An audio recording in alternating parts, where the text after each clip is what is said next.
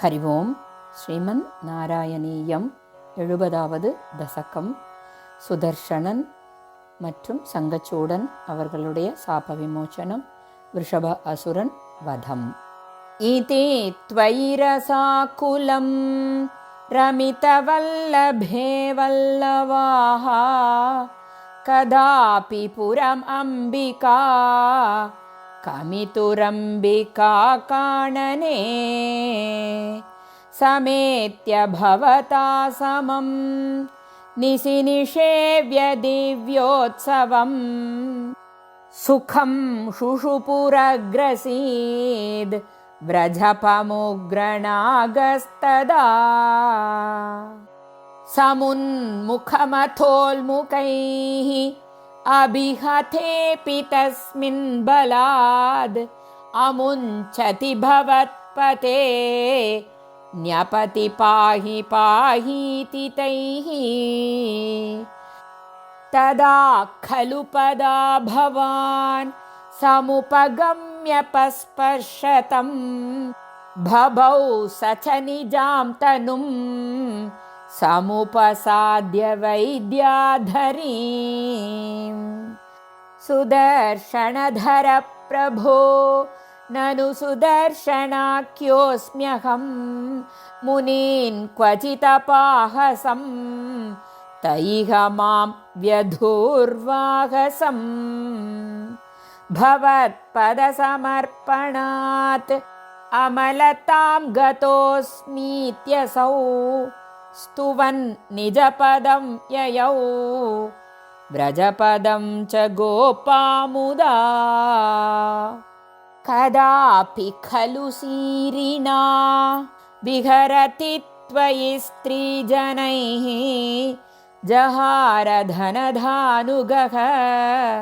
सखिलशङ्खचूडो बलाः अतिद्रुतमनुद्रुतस्तमथ मुक्तनारीजनं रुरोजिथ शिरोमणिं हलभृते च तस्या ददाः दिनेषु च सुहृज्जनैः सह वनेषु लीलापरं मनोभवमनोहरं रसितवेणुनादामृतं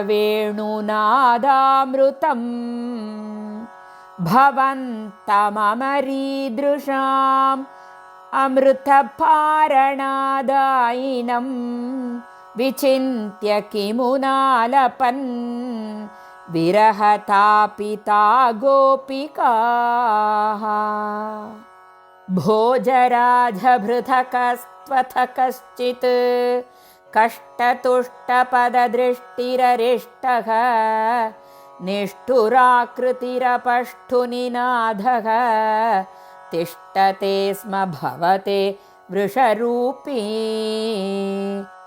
साक्वरोऽथ जगती धृतिहारी मूर्तिमेष बृहतीं प्रदधानः पङ्क्तिमासु परिघूर्ण्यपशूनां छन्दसां निधिमवाप भवन्तम्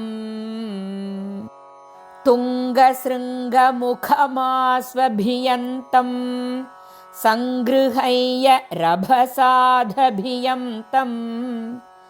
भद्ररूपमपि दैत्यमभद्रं मर्दयन्नमधयः सुरलोकम् चित्रमध्यभगवन् वृषघातात् सुस्थिराजनि वृषस्थितिरुर्व्यां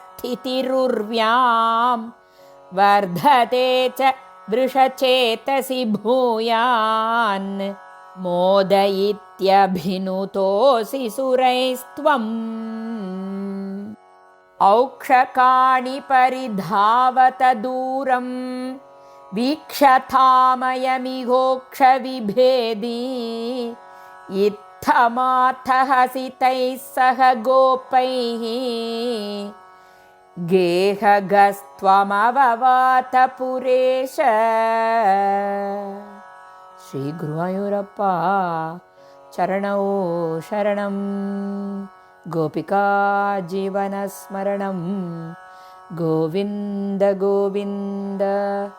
श्रीहरये नमः श्रीहरये नमः श्रीहरये नमः।